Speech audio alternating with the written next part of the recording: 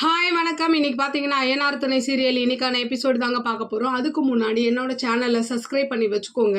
சோழன் முதலாளி என்ன பண்ணுறாரு, சேரனுக்கு ஃபோன் பண்ணி நடந்ததெல்லாம் சொல்லி நான் இப்போ அவனுக்கு போலீஸ் கம்ப்ளைண்ட் கொடுத்து போலீஸில் பிடிச்சி கொடுத்துட்டேன்ற மாதிரி சொல்வார்.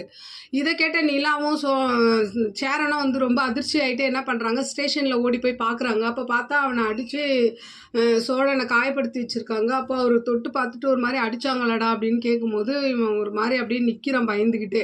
அப்போ ஏன்டா நீ இந்த மாதிரி வேலைலாம் பண்ணுற, இப்போ தான் பல்லவன் வந்தான், நீயும் ஏன்டா அப்படி பண்ணுறன்ற மாதிரி கேட்டுட்டு என்ன பண்ணுறாரு, போலீஸ்கிட்ட போய் கெஞ்சுறாரு சேரன்.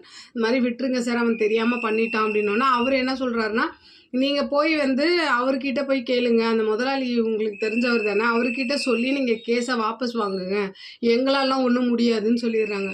உடனே நிலா என்ன பண்ணுறாங்கன்னா, சேரனை கூட்டிக்கிட்டு அவங்க வேலை செய்கிற ஆஃபீஸ்க்கு போயிடுறாங்க. போயிட்டு என்ன பண்ணுறாங்க, அவங்க ஃப்ரெண்டுக்கிட்ட போயிட்டு கொடுத்த 5 லட்சத்தை கேட்குறாங்க.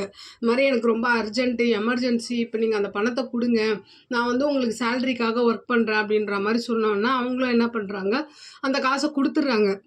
அதை எடுத்துக்கிட்டு என்ன பண்ணுறாங்கன்னா, அந்த சோழனுடைய முதலாளி ஆஃபீஸ்க்கே போயிட்டு அந்த காசை கொடுத்துட்டு மன்னிப்பெல்லாம் கேட்டு எப்படியாவது கேஸை வாபஸ் வாங்க சொல்கிறாங்க. உடனே சேரன் சொல்கிறாரு, உங்கள் காலில் கூட விழுறேன், என் தம்பிக்கு இப்போ தான் கல்யாணம் ஆகிருக்கு, அவனுக்கு வாழ்க்கை இருக்குது, கொஞ்சம் புரிஞ்சுக்கிட்டு அவனுக்கு கேஸை வாபஸ் வாங்கிடுங்க, போலீஸ் கேஸ்லாம் போனால் ரொம்ப அசிங்கமாகிடும், லைஃப் போயிடும்ன்ற மாதிரி கெஞ்சி காலில் விழாத குறையாக கேட்டோன்னா அவர் என்ன பண்ணுறாரு, உனக்காக நான் பண்ணுறப்பா, இதை கூட பண்ண மாட்டேனா அப்படின்னு சொல்லிட்டு என்ன பண்ணுறாரு, கேஸை வாபஸ் வாங்குறதுக்காக ஸ்டேஷன் வர்றாரு. இந்த பக்கம் பார்த்தீங்கன்னா சோழனுக்கு வந்து பயம் வந்தது.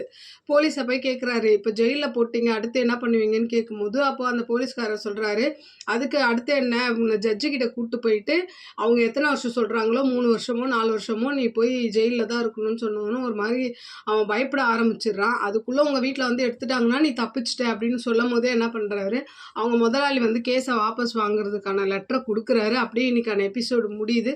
பார்க்கலாம் நாளைக்கு என்ன நடக்குதுன்னு பார்த்துட்டு நான் உங்களுக்கு ரிவ்யூ கொடுக்குறேன். என்னோட சேனல் பிடிச்சிருந்தா லைக் பண்ணுங்கள், ஷேர் பண்ணுங்கள், கமெண்ட் பண்ணுங்கள். என்னோட சேனலை சப்ஸ்கிரைப் பண்ணி சப்போர்ட் பண்ணுங்கள். நன்றி, வணக்கம், பாய்.